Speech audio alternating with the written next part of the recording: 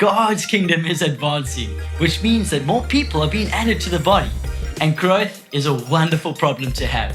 It means that we need to shift and adjust to new ways of doing things to facilitate the life of God amongst His people. But let's come back to our ultimate goal in kids ministry, leading kids to becoming disciples of Jesus Christ. And that means that every aspect of kids ministry should lead towards that central purpose.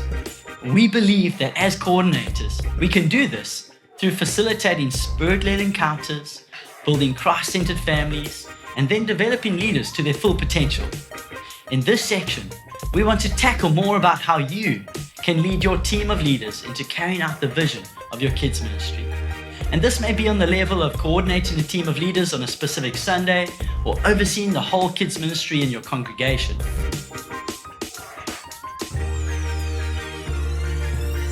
Kids ministry is a discipleship arm of the church where children are trained in the ways of the Lord and equipped for a life in His household. We get to give children a head start in their faith journey so that they can take the gospel even further than what we will be able to in our lifetimes. As the church grows, building a strong team to take it forward means that we can handle the growth in the number of kids that we have. In Exodus, when Moses was struggling to manage the many responsibilities on his plate, he was advised to appoint people to help him. The Bible tells us that Moses chose able men out of Israel and made them heads over the people, chiefs of thousands, of hundreds, of 50s and 10s. In the same way, we look to appoint able men and women that will lead different sizes of teams of leaders in the kids ministry. What a privilege to lead in team and to see the kingdom advance through many faithful leaders that are laying down their lives to serve.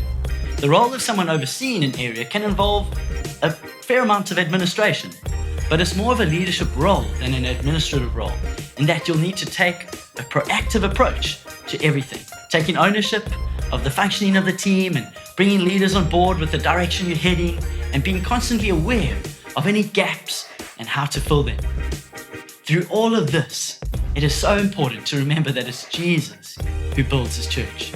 We may be entrusted with a group of people to lead, but we are first and foremost being led by Jesus. Let's look to His vision for the church and look to His example of leadership and seek His voice and presence for our kids. As God stirs your heart for building His bride, we know that He wants to also equip you with the tools, gifts, and vision to carry out the task. So while it's Him that does the building, we get to be ministers in service to the body.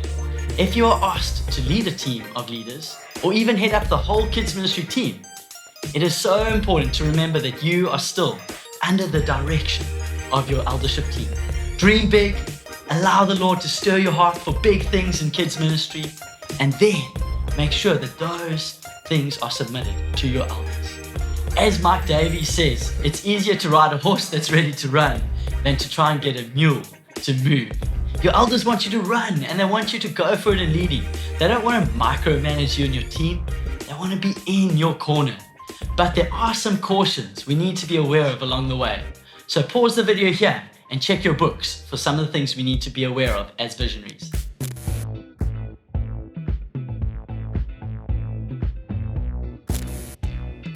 As a coordinator, your role is mainly a serving role. You'll often end up putting in more hours than the rest of the team, and often there'll be hours that you'll put in that won't be seen by others. And we know that this is the example that Jesus Himself gave us, that the King of the universe didn't come to be served, but to serve. There are a couple of practical ways that this can play itself out, but one example is that when you're coordinating a Sunday meeting, you will generally be the first to arrive and the last to leave. Before the other leaders get there, you could be preparing the space for them, putting on music, setting up tea and coffee, and starting to connect with them as soon as they arrive. Now let's think about communication. Most communications will come through you as the coordinator, so good communication will be an important part of your role. You'll need to make sure that your team receives all the information they need when they need it. But because your role is also one of being a visionary for the team, your communications are always great opportunities to convey heart and vision and not just practical things. Whenever you're communicating with your team, such as sending out the weekly messages, consider how you can convey some of the church's values. For example, if you're communicating about the upcoming Sunday, convey a sense of expectancy that it's an opportunity for the kids to connect with their King, instead of just a message that makes the leaders only see the duty and work. An important part of communication is feedback.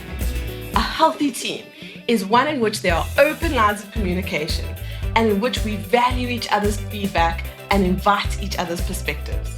Remember to keep your congregation coordinator in the loop as to what's happening in the kids ministry area and invite their perspective and direction, especially in situations that you might need support in. We've found it incredibly valuable to send through weekly feedback voice notes of 2 or 3 minutes to your congregation leader to give a brief summary of how the kids ministry time went. One of your roles is raising up leaders in their own role and gifting.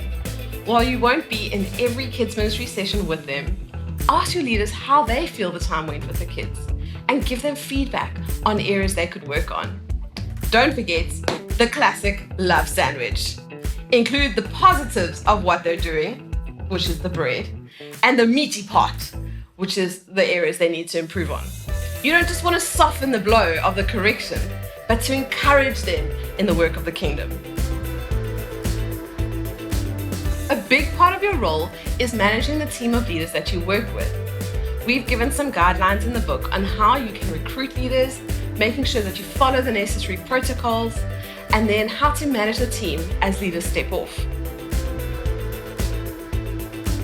While we want our leaders to first and foremost be motivated to stay on team because of their service to the Lord, we can play a big role in how likely they are to stay on team simply by how we show our appreciation for them. Small things go a long way. For example, thanking them and saying well done at the end of a meeting and encourage them in something specific that they did really well in. At the end of the year, we hold a celebration to thank our leaders and have fun with them. This is often a great opportunity to ask the families in the congregation to thank the leaders through writing letters or contributing food or prizes to the celebration or being involved in the event themselves. We generally also ask our leaders that they would prayerfully consider whether the Lord is adding them to the team for the following year. We don't just take it for granted that they'll stay on team. Every year, we trust for the Lord to build the team. Every kids ministry team will look quite different, especially depending on the size of your team. We find it helpful to clarify the role of the overseeing elder, congregation coordinator, team coordinator, and team leaders. So we've given you more detail on those in the book.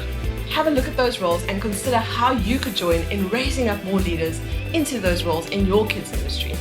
In summary, let's rely on Jesus to continue faithfully building his church and be open to him raising us up and stretching us in our leadership gift as he does so.